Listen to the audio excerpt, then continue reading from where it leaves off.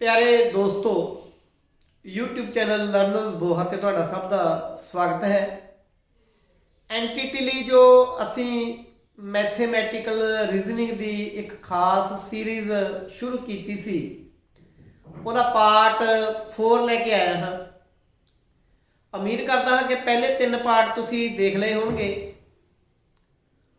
एक WhatsApp group भी बनाया, लगभग 40-50 साथी उस WhatsApp ग्रुप में जुड़े ने। ਉਹਨਾਂ ਨਾਲ ਵੀ ਵੱਖ-ਵੱਖ ਵਿਸ਼ਿਆਂ 'ਤੇ ਗੱਲਬਾਤ ਹੁੰਦੀ ਰਹੇਗੀ। ਅੱਜ ਅਸੀਂ ਉਸੇ ਮੈਥੇਮੈਟਿਕਲ ਰੀਜ਼ਨਿੰਗ ਦੇ ਜੋ ਬੇਸਿਕ ਮੈਥ ਹੈ ਉਹਦੇ ਵਿੱਚ ਅੱਗੇ ਵਧਾਂਗੇ, ਕਿਉਂਕਿ ਜਦੋਂ ਤੱਕ ਸਾਡੇ ਬੇਸਿਕ ਕਨਸੈਪਟ ਨਹੀਂ ਕਲੀਅਰ ਸਾਨੂੰ ਅੱਗੇ ਵਧਣ ਦੀ ਕੋਈ ਫਾਇਦਾ ਨਹੀਂ ਹੈ। ਤਾਂ ਅੱਜ ਸਭ ਤੋਂ ਪਹਿਲਾਂ ਪੜਾਂਗੇ ਅਸੀਂ ਡੈਸੀਮਲ ਐਕਸਪੈਂਸ਼ਨ।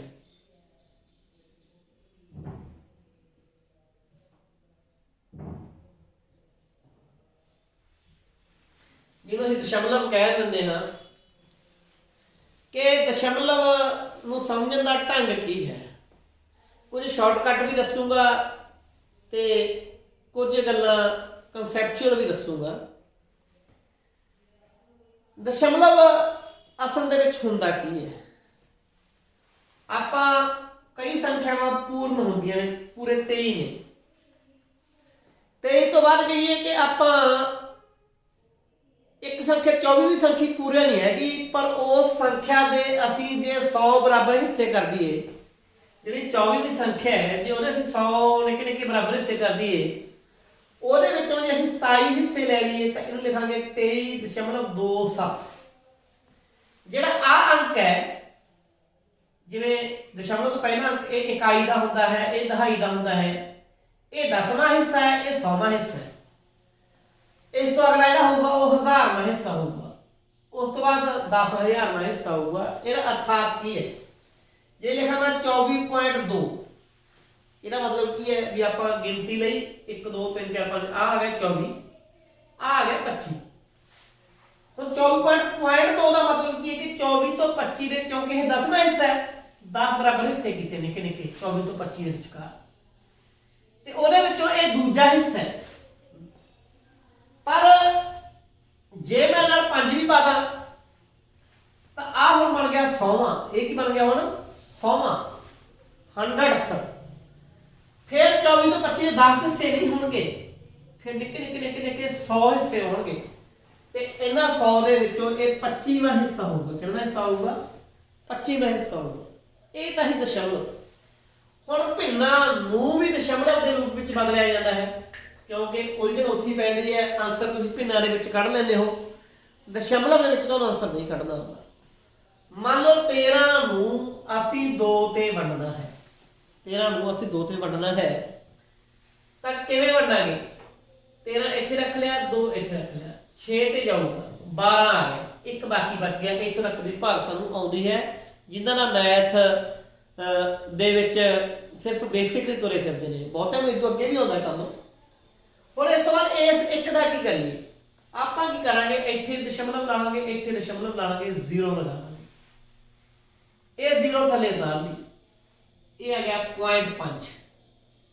तो 5 दूनी 10, ਇਹਦਾ ਆंसर आ गया 6.5। ਹੁਣ ਇੱਕ ਬਹੁਤ ਇੱਕ ਇੰਟਰਸਟਿੰਗ ਗੱਲ ਦੱਸਾਂ, ਬਟੇ 2 ਦਾ ਕੀ ਮਤਲਬ ਹੁੰਦਾ ਹੈ ਕਿ ਕੋਈ ਵੀ ਚੀਜ਼ ਅਸੀਂ ਬਰਾਬਰ 2 ਹਿੱਸੇ ਕਰ ਲਏ, ਉਹਦੇ ਵਿੱਚ ਜੇ ਇੱਕ ਹਿੱਸਾ ਲੈ ਲਈਏ ਤਾਂ ਉਹ 1/2 ਹੁੰਦਾ। आई कहे कि 13 चीज़ा ने उन्होंने 2 बराबर हिस्से वंडी है आपां, तां मान लो 13 का अध, देखो 12 का अध 6 होता है, सब नूं पता है। 13 का अध कितना होगा? 13 का अध हो 6.5, ते 0.5 का मतलब अध ही होता है, क्योंकि जे कुल 10 हिस्से किते कि मतलब 24 तो 25 दे जिवें आपां कीते 10 हिस्से, तां जिहड़ा 0.5 जमा बचा लिया वो तो अध ही हो गया ना। 0.5 की अंदर अर्थ होता है 6.5 का जिहड़ा वो इहनूं देसी भाषा में कहिए 6.5, ये कितना है 6.5।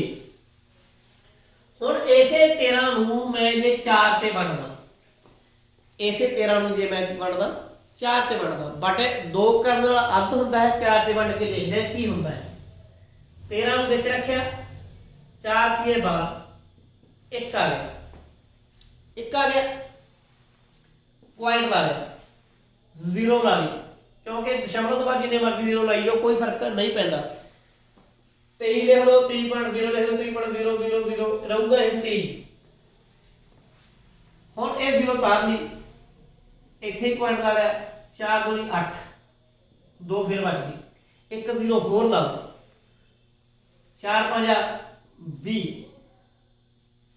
कितना गया 3.25। ਤੇ ਜਦੋਂ ਕਿਸੇ ਚੀਜ਼ ਦੇ ਬਟਾ 4 ਆ ਜੇ ਇਹਦਾ ਅਰਥ ਕੀ ਹੁੰਦਾ ਕਿ ਬਰਾਬਰ 4 ਹਿੱਸੇ ਕੀਤੇ, ਇੱਕ ਹਿੱਸਾ ਲੈ ਲਿਆ 1/4। ਅਸੀਂ 13 ਦੇ ਬਰਾਬਰ 4 ਹਿੱਸੇ ਕਰਨੇ ਆ ਤੇ ਉਹਨਾਂ ਦੇ ਵਿੱਚੋਂ ਇੱਕ ਹਿੱਸਾ ਲੈਣਾ ਤਾਂ 13 ਨੂੰ 4 ਤੇ ਵੰਡਣਾ ਹੈ। ਜੇ ਦੇਖੋ 12 ਨੇ 4 ਹਿੱਸੇ ਕਰੀ ਤਾਂ 3 3 ਦੇ ਬਣ ਗਏ 3 6 9 12। ਪਰ ਜਿਹੜਾ ਬਾਕੀ ਇੱਕ ਬਚ ਗਿਆ ਉਹਦਾ ਕਿੰਨਾ ਬਣ ਜੂ 0.25 चौथा हिस्सा वो 0.25 इत्थे आ जाएगा। ਜਿਹੜਾ 6.5 ਅਸਲ ਦੇ ਵਿੱਚ ਜਿਹੜਾ ਆਪਾਂ 13/2 ਕੀਤਾ ਸੀ ਉਹ ਵੀ 6.50 ਵੀ ਲਿਖ ਸਕਦੇ ਹਾਂ ਉਹਨੂੰ ਆਪਾਂ, ਕਿਉਂਕਿ ਦਸ਼ਮਲਵ ਤੋਂ ਬਾਅਦ ਕੋਈ ਅੱਖਰ ਹੈ ਉਸ ਤੋਂ ਬਾਅਦ ਜ਼ੀਰੋ ਜਿੰਨੀ ਮਰਜ਼ੀ ਲਾ ਲਓ ਤਾਂ 50 ਦਾ ਅੱਧੇ ਚ 25 ਰਹਿ ਗਿਆ, 6 ਦਾ ਤੇ 3 ਰਹਿ ਗਿਆ, 3 ਰਹਿ ਗਿਆ। ਇੱਥੇ ਦੋ ਹਿੱਸੇ ਸੀ, ਇੱਥੇ ਹਿੱਸੇ ਕਿੰਨੇ ਹੋ ਗਏ 4 ਹੋ। ਐਸੇ ਤਰੀਕੇ ਥੋੜੀ ਵੱਡੀ ਬਣ ਆਪਾਂ ਦੇਖਦੇ ਹਾਂ ਕਿ ਡੈਸੀਮਲ ਐਕਸਪੈਂਸ਼ਨ ਹੁੰਦੀ ਕੀ ਅਸਲ ਦੇ ਵਿੱਚ 27 ਨੂੰ ਤਾਂ 273 ਨੂੰ 77 ਨੂੰ ਆਪਾਂ 3 ਤੇ ਵੰਡੀਏ, 277 ਨੂੰ 3 ਤੇ 3 ਆਇਆ 27, 7 ਉੱਤਰ ਗਿਆ, 3 दूनी 6, 1 बच गया, दशमलव ला लिया 0 उतार ली, 33 9, 1 बच गया, फिर 0 उतार ली, 33 9, फिर 1 बच गया, 0 उतार ली, 33 9, ये ना आई चली फिर तक एंडिंग होना। तो फिर ये की बन गया 92.3333 एंड सो ऑन। ਇਹਨੂੰ ਲਿਖਣ ਦਾ ਢੰਗ ਕੀ ਹੈ 92.3 ਦੇ ਉੱਤੇ ਕੀ ਲਾ ਲਓ 12 ਲਾ ਲਓ, 12 ਦਾ ਮਤਲਬ ਕੀ ਹੈ ਵਾਰੀ ਵਾਰੀ 3 ਆ ਰਿਹਾ। ਪਰ ਕਈ ਵਾਰੀ ਕਹਿੰਦੇ ਆ ਕਿ up to 2 decimal points, up to 2 decimal points ਕਿ ਪਿੱਛੇ ਦਸ਼ਮਲਵ ਦਾ 2 ਹੀ ਅੱਖਰ ਆਉਣ। ਫਿਰ ਕੀ ਕਰਨਾ ਆਪਾਂ ਦੇਖੋ 92 ਪੁਆਇੰਟ ਪਹਿਲੇ ਦੋ ਅੱਖਰ ਕੀ ਹੈ 3 3 ਨੇ, ਜਿਹੜਾ ਆ ਅੱਖਰ ਹੈ ਇਹਦੋਂ ਅਗਲੇ ਅੱਖਰ ਤੇ ਡਿਪੈਂਡ ਕਰਦਾ ਹੈ। ਜੇ ਤਾਂ ਇਹਦੋਂ ਇਸ ਤੋਂ ਅਗਲਾ ਅੱਖਰ 5 ਜਾਂ 5 ਤੋਂ ਵੱਡਾ ਹੋਵੇ, ਜੇ ਮੈਂ ਕਹਿੰਦਾ ਕਿ 92.35555 ਐ ਹੋਵੇ, ਯਾਨੀ ਇਸ ਤੋਂ ਅਗਲਾ ਅੱਖਰ ਪਹਿਲੇ ਦੋ ਪੁਆਇੰਟ ਤਾਂ ਰਹਿਣੀ ਲੈਣੇ ਆਪਾਂ, ਜਿਹੜਾ ਲਾਸਟ ਅੱਖਰ ਹੈ ਉਸ ਤੋਂ ਅਗਲਾ ਅੱਖਰ 5 ਹੋਵੇ ਜਾਂ 5 ਤੋਂ ਵੱਧ ਹੋਵੇ ਤਾਂ ਜਦੋਂ ਅਸੀਂ ਇਹਨੂੰ ਖਤਮ ਕਰਾਂਗੇ ਤਾਂ ਆ 5 ਜਿਹੜਾ ਲਾਸਟ 5 ਸੀ ਉਹਦਾ ਕੀ ਬਣ ਜੂ 6 ਬਣ ਜੂਗਾ, यानी 92.35 ਦੇ ਵਿੱਚ 36 ਲਵਾਂਗੇ। ਪਰ ਜੇ ਅੱਖਰ ਅਗਲਾ 5 ਤੋਂ ਛੋਟਾ ਹੈ ਤਾਂ ਫਿਰ ਪਿਛਲਾ ਅੱਖਰ ਆਪਾਂ ਅਗਲਾ ਅੱਖਰ 3 ਤੋਂ 5 ਤੋਂ ਛੋਟਾ ਹੈ ਫਿਰ ਇਸ ਅੱਖਰ ਨੂੰ ਚੇਂਜ ਨਹੀਂ ਕਰਾਂਗੇ, ਅਸੀਂ 3 ਹੀ ਰੱਖਾਂਗੇ। ਦੁਬਾਰਾ ਸਮਝ ਲਓ, ਮੰਨ ਲਓ ਮੈਂ ਕਹਾਂ 9.756 9.753 ਇਹਨੂੰ ਅਪ ਟੂ 2 ਡੈਸੀਮਲ ਚ ਚੇਂਜ ਕਰਨਾ ਹੈ ਤਾਂ 9.7 ਤਾਂ ਠੀਕ ਹੈ ਨਾ 5 ਹੈ, ਇਹ ਅਗਲੇ ਅੱਖਰ ਤੇ ਡਿਪੈਂਡ ਕਰਦਾ ਹੈ 5 ਰਹੂ ਕਿ 6 ਬਣੂ। ਅਗਲਾ ਅੱਖਰ ਇਹਦਾ 6 ਹੈ ਇਹਦਾ 3 ਹੈ, ਇਹ ਤਾਂ 5 ਤੋਂ ਛੋਟਾ ਹੈ ਤਾਂ ਇੱਥੇ ਤਾਂ 5 ਹੀ ਰਹਿ ਜੂ। ਇਹ ਕਿਉਂ ਲਗਭਗ 9.75 ਹੀ ਹੈ, ਤਾਂ ਥੋੜਾ ਹੀ ਵੱਧ ਹੈ, 3 ਹਿੱਸੇ ਵੱਧ ਹੈ, ਇੱਥੇ ਹਿੱਸੇ ਥੋੜੇ ਵੱਧ ਹੋਰ ਵੱਧ ਗਏ ਤਾਂ ਇਹਦਾ ਬਣ ਜੂ ਇਹ 5 ਨਹੀਂ ਰਹਿਣਾ ਲਾਸਟ ਦੇ ਵਿੱਚ, ਇਹ ਕਿੰਨਾ ਬਣ ਜੂ 6 ਬਣ ਜੂਗਾ। ਇਹ ਸੀ ਕਿ ਕਿਸੇ ਰੈਸ਼ਨਲ ਨੰਬਰ ਨੂੰ ਜਿਹਨੂੰ ਲਿਖਾਂ ਮੈਂ 277/3 ਤੇ 277 ਨੂੰ 3 ਤੇ ਵੰਡਿਆ, ਬਟਾ 3 ਦਾ ਮਤਲਬ ਵੰਡਣਾ ਹੀ ਹੈ ਨਾ, ਤਾਂ ਆਪਣਾ ਕੀ ਆ ਗਿਆ 92.33 ਕੀ ਆ ਗਿਆ ਆਨਸਰ ਆ ਗਿਆ। ਅੱਗੇ ਬਿੰਦੀ ਇਹ ਲਾਉਣ ਦੀ ਲੋੜ ਨਹੀਂ ਹੈ, ਅਪਰੋਕਸੀਮੇਟ ਇੰਨਾ ਆ ਗਿਆ ਕਿਉਂਕਿ ਐਗਜ਼ੈਕਟ ਇਹਦਾ ਨਿਕਲ ਨਹੀਂ ਸਕਦਾ, ਕਿਉਂਕਿ ਜਿਹੜੇ ਡੈਸੀਮਲ ਐਕਸਪੈਂਸ਼ਨ ਹੈ ਇਹਦੀ ਦੋ ਤਰ੍ਹਾਂ ਦੀ ਡੈਸੀਮਲ ਐਕਸਪੈਂਸ਼ਨ ਹੁੰਦੀ ਹੈ, ਇੱਕ ਟਰਮੀਨੇਟਿੰਗ एक नॉन टर्मिनेटिंग। ਇਹਨੂੰ ਯਾਦ ਕਰਨ ਦੀ ਲੋੜ ਨਹੀਂ, ਤੁਹਾਡੇ ਕੰਮ ਦੀ ਚੀਜ਼ ਹੈਗੀ। ਬਾਹਰ ਟਰਮੀਨੇਟਿੰਗ ਜਦੋਂ ਪੁਆਇੰਟ ਤੋਂ ਬਾਅਦ ਕੁਝ ਟਾਈਮ ਬਾਅਦ ਜਾ ਕੇ ਭਾਗ ਮੁੱਕ ਜੇ ਤਾਂ ਟਰਮੀਨੇਟ ਹੋ ਗਈ, ਜੇ ਨਾ ਮੁੱਕੀ ਭਾਗ ਅੱਗੇ ਦੀ ਅੱਗੇ ਆਈ ਗਿਆ ਫਿਰ ਕੀ ਹੋ ਗਿਆ ਉਹ ਨॉन टर्मिनेटिंग ਹੋ ਗਿਆ। ਤਾਂ ਕੁਝ ਕੁ ਭਾਗਾਂ 100 ਸੌਖੀਆਂ ਹੁੰਦੀਆਂ ਨੇ, ਜਿਹੜੀਆਂ ਕਰਨੀਆਂ ਬਹੁਤ ਈਜ਼ੀ ਨੇ। ਕਿਵੇਂ?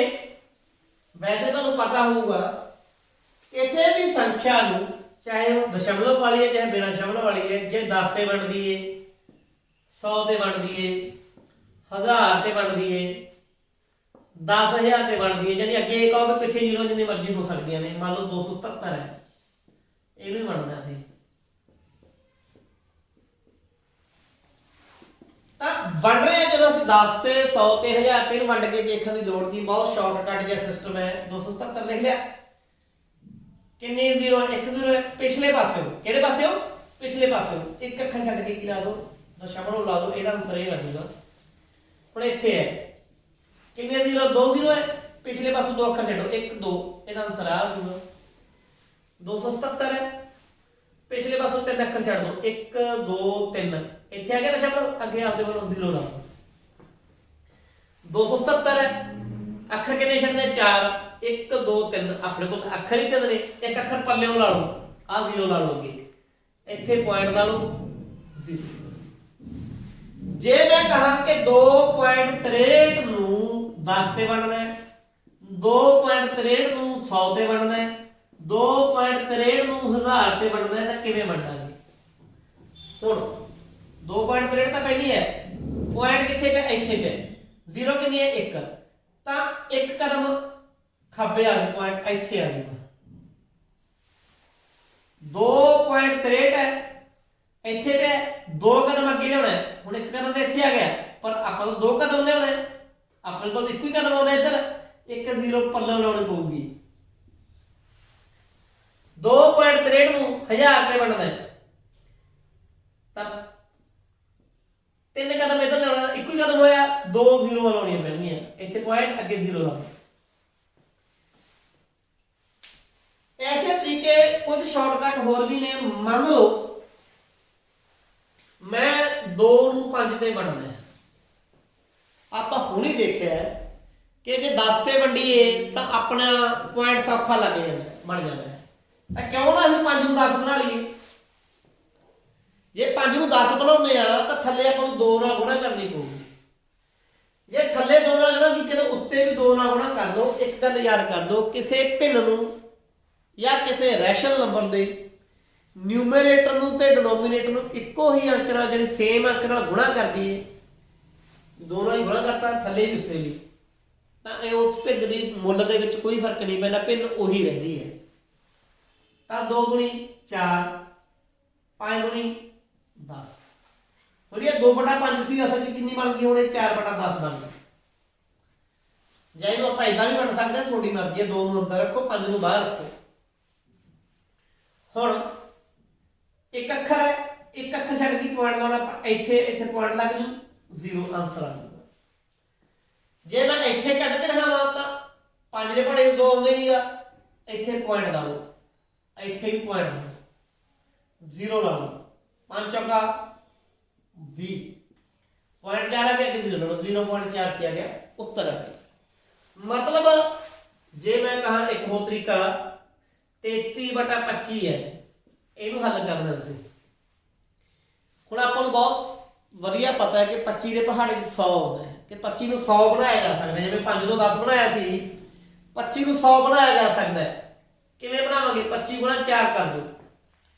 ਤੁਸੀਂ ਕਹੋਗੇ ਵੀ ਇਹੋ ਜਿਹੇ ਸਵਾਲ ਆਉਣਗੇ, ਮੈਂ ਕਹਿੰਦਾ ਹੋ ਸਕਦਾ ਨਾ ਆਉਣ, ਪਰ ਇਹ ਕੈਲਕੂਲੇਸ਼ਨ ਤੁਹਾਡੇ ਹਰੇਕ ਕਿਤੇ ਕੰਮ ਆਉਣਗੇ। ਜਦੋਂ ਵੀ ਕੋਈ ਮੈਥਮੈਟਿਕਲ ਰੀਜ਼ਨਿੰਗ ਦੇਊਗੀ, ਜਦੋਂ ਤੱਕ ਤੁਹਾਨੂੰ ਕੈਲਕੂਲੇਸ਼ਨਸ ਨਹੀਂ ਆਉਂਦੀਆਂ, ਤੁਹਾਨੂੰ ਡੈਸੀਮਲ ਦਾ ਨਹੀਂ ਪਤਾ, ਭਿੰਨਾਂ ਨੂੰ ਦਸ਼ਮਲਵ ਕਿਵੇਂ ਬਣਾਉਣਾ ਹੈ, ਦਸ਼ਮਲਵ ਨੂੰ ਸੌਖੀ ਵੰਡ ਕਿਵੇਂ ਕਰਨੀ ਹੈ, ਉਦੋਂ ਤੱਕ ਤੁਸੀਂ ਅੱਗੇ ਵਧ ਹੀ ਨਹੀਂ ਸਕਦੇ।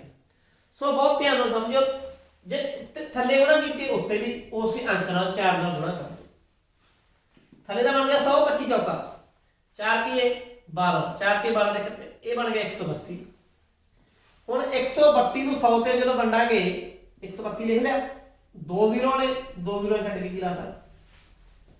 ਦਸ਼ਮਲਵ ਲਾਤਾ। ਗੱਲ ਗੇੜ ਚਾਹੀ ਕਿ ਨਹੀਂ ਆਈ? ਇੱਕ ਤਰੀਕੇ ਨੇ, ਜੇ ਤੁਹਾਡੇ ਦਿਮਾਗ 'ਚ ਕਨਸੈਪਟ ਬਹਿ ਗਿਆ ਤਾਂ ਬਹੁਤ ਸੌਖੀ ਗੱਲ ਹੈ। 33 ਨੂੰ 200 ਤੇ ਵੰਡਣਾ ਹੈ ਜਾਂ 20 ਤੇ ਵੰਡਣਾ ਹੈ। 33 ਨੂੰ ਕਿਤੇ ਵੰਡਣਾ ਹੈ? 20 ਤੇ। ਹੁਣ ਤੁਹਾਨੂੰ ਕਿਹਾ ਸੀ ਮੈਂ उत्ते थले एक ही अंक नाल असीं जिवें गुणा कर सकते हैं, उस तरीके इक्को ही अंक नाल असीं वंड कर सकते, जोड़ घटा नहीं कर सकते, गुणा ते वंड। तां भिन्न नूं कोई फर्क नहीं पैंदा। 20 नूं जे 10 बनाउणा 2 ते वंड दो, 20 नूं 2 ते वंडांगे 10 है, उत्ते भी 2 ते वंड दो। इस 33 नूं जो तुसीं 2 ते वंडोगे, 2 ते वंडण दा मतलब की हुंदा है, शुरू च दस्सिआ मैं अद्ध। 33 ਦਾ ਤਾਂ ਕਿੰਨਾ ਹੋਊਗਾ, 32 ਦਾ ਤਾਂ 16, 33 ਦਾ ਤਾਂ 16.5, ਤਾਂ 16.5 ਬਣ ਗਿਆ ਉੱਥੇ ਤਾਂ। 20 ਦਾ ਅੱਧ 10, ਹੁਣ ਬਣ ਗਿਆ 16.5/10। ਇਹਨੂੰ ਹੱਲ ਕਰਾਂਗੇ बिना पॉइंट तो लिखे एक बारी, पॉइंट इत्थे पे 1 0 आ सी वंडण नाल पॉइंट किधर जांदा, इधर जांदा, इत्थे पॉइंट आ गया 1.65 ਤੁਹਾਡਾ ਕੀ ਆ ਗਿਆ, आंसर आ गया। जिवें 10 नाल 100 नाल 1000 नाल 10000 नाल ਲੱਖ नाल 10 ਲੱਖ नाल ਵੰਡਣ ਦਾ ਰੂਲ ਹੈ, ਉਵੇਂ ਹੀ ਇਹਨਾਂ ਸੰਖਿਆਵਾਂ ਨਾਲ ਗੁਣਾ ਕਰਨ ਦਾ ਵੀ ਇੱਕ ਰੂਲ ਹੈ। ਉਹ ਰੂਲ ਕੀ ਹੈ? ਮੰਨ ਲਓ 23 है, एक 10 ਨਾਲ ਗੁਣਾ ਕੀਤੀ 230, ਇਹ ਸੌਖੀ ਗੱਲ ਹੈ। 23 है, एक 100 ਨਾਲ ਗੁਣਾ ਕੀਤੀ 2300, ਇਹ ਵੀ ਸੌਖੀ ਗੱਲ ਹੈ, ਇਹ ਤਾਂ ਤੁਹਾਨੂੰ ਆਉਂਦਾ ਹੈ। अगली गल है कि मान लो 2.325 है, यदि मैं 10 ਨਾਲ गुणा की 2.325 है, यदि मैं 100 ਨਾਲ गुणा की 2.325 है, यदि मैं 1000 ਨਾਲ गुणा की 2.325 है, यदि मैं 10,000 ਨਾਲ गुणा की। ਤਾਂ ਜਦੋਂ ਵੰਡਿਆ ਸੀ ਤਾਂ ਦਸ਼ਮਲਵ ਕਿਹੜੇ ਪਾਸੇ ਜਾਣਾ ਸੀ? ਇਧਰਲੇ ਪਾਸੇ। ਜਦੋਂ ਇਹੋ ਜਿਹੀ ਸੰਖਿਆਵਾਂ ਨਾਲ ਅਸੀਂ ਗੁਣਾ ਕਰਦੇ ਹਾਂ, ਦਸ਼ਮਲਵ ਜਾਊਗਾ ਪਰਲੇ ਪਾਸੇ। ਕਦਮ ਗਿਣ ਲਓ, 0 ਗਿਣੇ 1 ਕਦਮ, 2 ਆ ਲਿਖ ਲਿਆ, ਆ 0 1 ਹੈ, 1 ਕਦਮ ਦਸ਼ਮਲਵ ਇੱਥੇ ਆ ਗਿਆ, ਇੱਥੇ ਆ ਗਿਆ। ਹੁਣ ਕਿੰਨੇ ਕਦਮ ਲਾਵਾਂਗੇ? 2 ਕਦਮ ਇੱਥੇ ਆ ਗਿਆ। ਹੁਣ ਕਿੱਥੇ ਲਾਵਾਂਗੇ? 3 ਕਦਮ। ਜਦੋਂ ਦਸ਼ਮਲਵ ਇੱਥੇ ਆ ਗਿਆ, ਸਾਨੂੰ ਦਸ਼ਮਲਵ ਮੁੱਲ ਹੀ ਨਹੀਂ ਰਿਹਾ ਕੋਈ, ਹੁਣ ਤਾਂ ਜਦ ਐਂਡ ਤੇ ਪਹੁੰਚ ਗਿਆ, एंड ते जाके दशमलव का कोई मुल नहीं है। इस बाद तक पॉइंट ला के 0 0 0 का भाव ला दो, नहीं अदरवाइज पीछे जाके दशमलव का कोई मुल नहीं है। जे असं 10,000 ना गुणा करिए फिर किवें होगा? देखो आपां लेने 4 कदम, 3 कदम तो इत्थे हो गए, चौथा कदम आपां नूं आप बनाउणा पऊ, पिछे एक 0 लाओ, क्योंकि आपां 4 कदम इधर लेने 1 2 3, चौथा कदम अपने वालों 0 ला के बनाया। ਇੱਥੇ ਅੱਜ ਪੁਆਇੰਟ ਇੱਥੇ ਲਾਉਣ ਦੀ ਲੋੜ ਨਹੀਂ, ਕਿਉਂਕਿ ਐਂਡ ਦੇ ਵਿੱਚ ਤਾਂ ਦਸ਼ਮਲਵ ਲਾਉਣ ਦੀ ਲੋੜ ਹੁੰਦੀ ਨਹੀਂ। ਤਾਂ ਇਦਾਂ ਵੀ ਅਸੀਂ ਗੁਣਾ ਕਰ ਸਕਦੇ ਹਾਂ। ਜਦੋਂ ਕੋਈ ਦੋ ਡੈਸੀਮਲ ਜਿਹੜੀਆਂ ਨੰਬਰ ਨੇ, ਦਸ਼ਮਲਵ ਵਾਲੇ ਨੰਬਰ ਨੇ, ਉਹ ਜੋੜਨੇ ਨੇ ਜਾਂ ਘਟਾਉਣੇ ਨੇ, ਉਹ ਕਿਵੇਂ ਘਟਣਗੇ?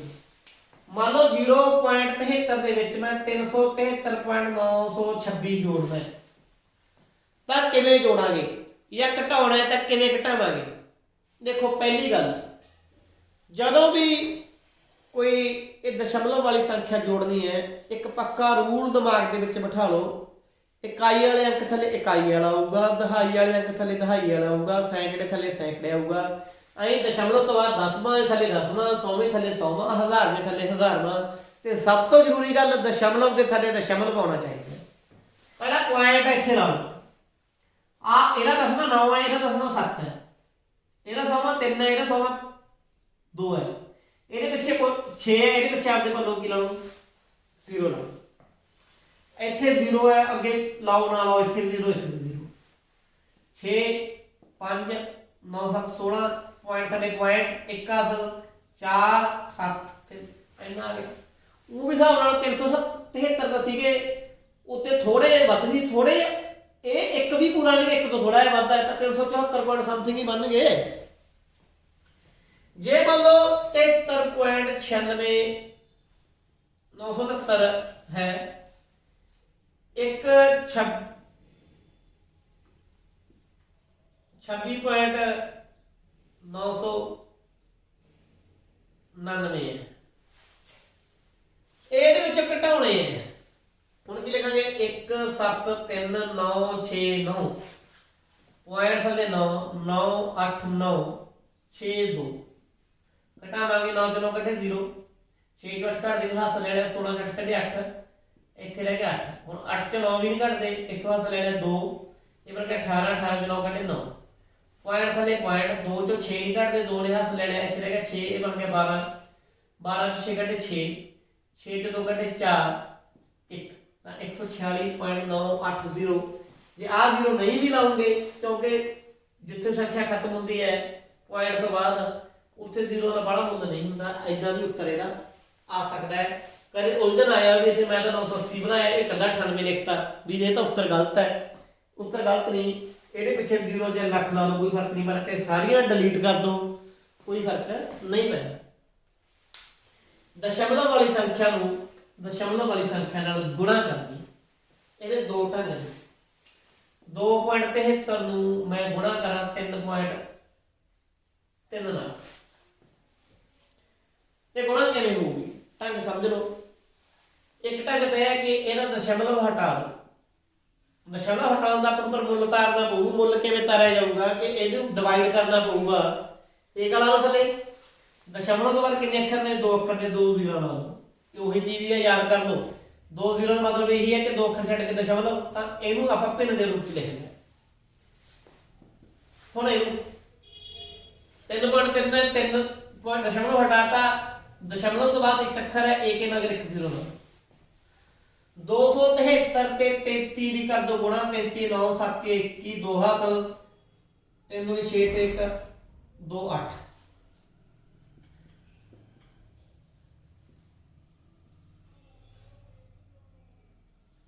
लगभग इतना बन गया मैंने नहीं पता गुणा ठीक है कि ठीक नहीं ठीक है ये बन गया 100 ਨੂੰ 10 ਨਾਲ ਗੁਣਾ ਕਰਾਂਗੇ 1000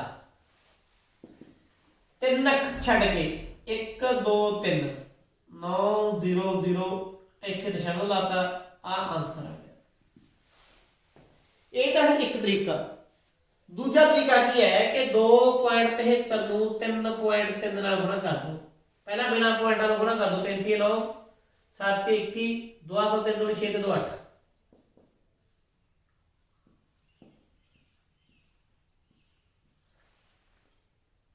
ਆ ਬਣ ਗਏ ਹੁਣ ਕੀ ਕਰੋ ਇੱਥੇ ਦਸ਼ਮਲਵ ਤੋਂ ਬਾਅਦ ਕਿੰਨੇ ਅੱਖਰ ਨੇ 2 ਨੇ ਪਹਿਲੀ ਸੰਖਿਆ ਚ ਦੂਜੀ ਕਿੰਨੇ 1 ਹੈ 2 ਤੇ 1 ਇਹ ਗੁਣਾ ਵੇਲੇ ਕਹਿ ਰਿਹਾ ਵੰਡ ਵੇਲੇ ਨਹੀਂ ਰੂਲ ਲਾ ਦੇ ਬਰੇ 2 ਤੇ 1 3 1 2 3 ਇੱਥੇ ਕੀ ਆ ਗਿਆ ਦਸ਼ਮਲਵ ਆ ਗਿਆ ਆਨਸਰ ਐ ਵੀ ਐਂ ਆਊਗਾ ਇਹ ਮੈਂ ਕਨਸੈਪਟ ਨੂੰ ਸਮਝਾਤਾ ਵੀ 3 ਅੱਖਰ ਛੱਡ ਕੇ ਦਸ਼ਮਲਵ ਕਿਉਂ ਲੱਗਿਆ ਐਸੇ ਤਰੀਕੇ ਦਸ਼ਮਲਵ ਵਾਲੀ ਸੰਖਿਆ ਨੂੰ ਦਸ਼ਮਲਵ ਵਾਲੀ ਸੰਖਿਆ ਨਾਲ ਜੋ ਤੁਸੀਂ ਵੰਡਣਾ ਹੈ 0.27 ਨੂੰ मैं वंडना है 0.3 ਨਾਲ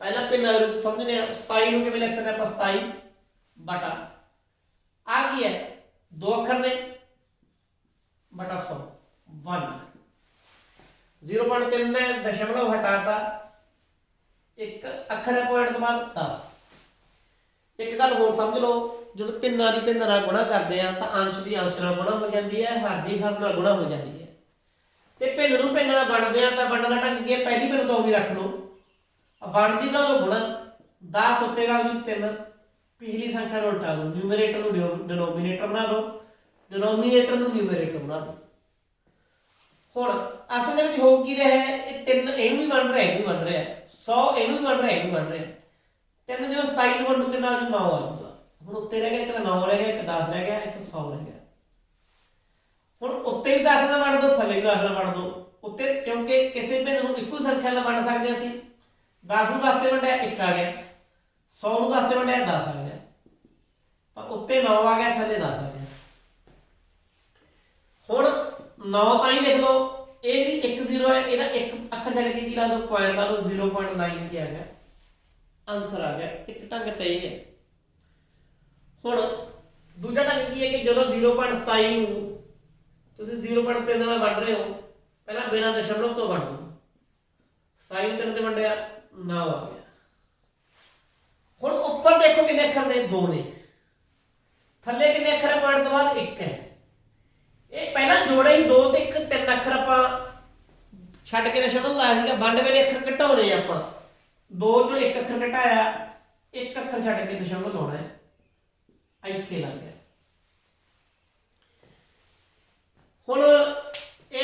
ਦਸ਼ਮਲਵ ਵਾਲੀ ਸੰਖਿਆ ਦੀ ਗੁਣਾ ਤੇ ਦਸ਼ਮਲਵ ਵਾਲੀ ਸੰਖਿਆ ਦੀ ਵੰਡ। ਉਮੀਦ ਕਰਦਾ ਕਿ ਜਿਹੜਾ ਦਸ਼ਮਲਵ ਦਾ ਕਨਸੈਪਟ ਹੈ ਤੁਹਾਨੂੰ ਉਹਦੀ ਗੁਣਾ ਉਹਦੀ ਵੰਡ ਦਸ਼ਮਲਵ ਬਣਦੇ ਕਿਵੇਂ ਹੈ, 10 ਨਾਲ 100 ਨਾਲ 1000 ਨਾਲ ਗੁਣਾ ਕਿਵੇਂ ਕਰਦੇ ਆ, 10 ਨਾਲ 100 ਨਾਲ 1000 ਨਾਲ ਵੰਡ ਕਿਵੇਂ ਕਰਦੇ ਆ, ਇੰਨੀ ਕੁ ਗੱਲ ਤਾਂ ਸਮਝ ਆ ਗਈ। ਇਸ ਤੋਂ ਅਗਲਾ ਜਿਹੜਾ ਜ਼ਰੂਰੀ ਮਸਲਾ ਹੈ ਉਹ ਹੈ ਵਰਗ ਜਿਹੜੇ ਸਕੁਅਰ। ਕੁਝ ਬੇਸਿਕ ਗੱਲਾਂ ਹੀ ਕਰੂੰਗਾ ਅੱਜ ਵੀ ਸਕੁਅਰ, ਕਿਉਂਕਿ ਜਦੋਂ ਸੀਰੀਜ਼ ਕਰਦੇ ਹੋ ਤੁਸੀਂ ਸੀਰੀਜ਼ ਦੇ ਵਿੱਚ ਤੁਹਾਨੂੰ ਜੋੜ ਘਟਾ ਗੁਣਾ ਵੰਡ ਵੀ ਆਉਣੀ ਚਾਹੀਦੀ ਹੈ, ਭਿੰਨਾ ਜੋੜ ਭਿੰਨਾ ਗੁਣਾ ਭਿੰਨਾ ਘਟਾ ਵੀ ਆਉਣੀ ਚਾਹੀਦੀ ਹੈ, ਪ੍ਰਾਈਮ ਨੰਬਰ ਦਾ ਹੀ ਪਤਾ ਹੋਣਾ ਚਾਹੀਦਾ ਹੈ, ਈਵਨ ਤੇ ਔਡ ਦਾ ਹੀ ਪਤਾ ਹੋਣਾ ਚਾਹੀਦਾ ਹੈ, ਈਵਨ ਕਲੀ ਵਾਲੇ ਈਵਨ ਜੋਟੇ ਵਾਲੇ ਔਡ ਕਲੀ ਵਾਲੇ, ਪ੍ਰਾਈਮ ਤੇ ਕੰਪੋਜ਼ਿਟ ਨੰਬਰ ਦਾ ਹੀ ਪਤਾ ਹੋਣਾ ਚਾਹੀਦਾ ਹੈ। ਕਿਉਂਕਿ ਸੀਰੀਜ਼ ਜੋ ਸਮਝਣੀ ਹੈ ਤੁਹਾਨੂੰ ਪ੍ਰਾਈਮ ਨੰਬਰ ਵੀ ਸਮਝਣੇ ਜ਼ਰੂਰੀ ਹੈ, ਔਡ ਨੰਬਰ ਵੀ ਸਮਝਣੇ ਜ਼ਰੂਰੀ ਹੈ, ਈਵਨ ਵੀ ਸਮਝਣੇ ਜ਼ਰੂਰੀ ਹੈ, ਸਕੁਅਰ ਵੀ ਸਮਝਣਾ ਜ਼ਰੂਰੀ ਹੈ, ਕਿਊਬ ਵੀ ਸਮਝਣਾ ਜ਼ਰੂਰੀ ਹੈ। ਤਾਂ ਹੁਣ ਆਪਾਂ ਗੱਲ ਕਰਾਂਗੇ ਸਕੁਅਰ ਦੀ। ਸਕੁਅਰ ਦਾ ਕਿਸੇ ਵੀ ਚੀਜ਼ ਦੀ ਪਾਵਰ 2, ਕਿਸੇ ਚੀਜ਼ ਦੀ ਪਾਵਰ 2 ਦਾ ਮਤਲਬ ਕੀ ਹੈ ਕਿ ਕਿਸੇ ਸੰਖਿਆ ਨੂੰ ਆਪਣੇ ਆਪ ਨਾਲ 2 ਵਾਰੀ ਗੁਣਾ ਕਰਨਾ। ਮੰਨ ਲਓ ਮੈਂ 1 ਦਾ ਸਕੁਅਰ ਕਰਤਾ, 2 ਦਾ ਸਕੁਅਰ ਕਰਤਾ, 3 ਦਾ ਸਕੁਅਰ ਕਰਤਾ, 4 ਦਾ ਸਕੁਅਰ ਕਰਤਾ, 5 ਦਾ ਸਕੁਅਰ ਕਰਤਾ, 6 ਦਾ ਸਕੁਅਰ ਕਰਤਾ, 7 ਦਾ ਸਕੁਅਰ ਕਰਤਾ, 8 ਦਾ ਸਕੁਅਰ ਕਰਤਾ, 9 square, 10 square, 11 square, 12 square, 13 square, 14 square, 15 square, 16 square, 17, 18, 19, 20। 1 ਦੇ ਸਕੁਅਰ ਦਾ ਮਤਲਬ 1 ਗੁਣਾ 1, 2 ਦੇ ਸਕੁਅਰ ਦਾ ਮਤਲਬ 2 ਗੁਣਾ 2, 3 ਦੇ ਸਕੁਅਰ ਦਾ ਮਤਲਬ 3 ਗੁਣਾ 3, 4 ਗੁਣਾ 4, 5 ਗੁਣਾ 5, 6 ਗੁਣਾ 6। ਆਪ ਹੀ ਸਮਝ ਗਏ ਨਾ। 1 ਨੂੰ 1 ਨਾਲ ਗੁਣਾ ਕਰਾਂਗੇ 1, 2 ਨੂੰ 2 ਨਾਲ ਗੁਣਾ ਕਰਾਂਗੇ 4, 3 ਨੂੰ 3 ਨਾਲ ਗੁਣਾ ਕਰਾਂਗੇ 9, 4 ਨੂੰ 4 ਨਾਲ ਗੁਣਾ ਕਰਾਂਗੇ 16, 5 ਦਾ ਸਕੁਅਰ 25, 6 ਦਾ ਸਕੁਅਰ 36, 7 ਦਾ ਸਕੁਅਰ 49, 8 ਦਾ ਸਕੁਅਰ 64, 9 ਦਾ ਸਕੁਅਰ 81, 10 ਦਾ ਸਕੁਅਰ 100, 11 ਦਾ square 121, 12 square 144, 13 square 169, 14 square 196, 15 square 225, 16 square 256, 17 square 299।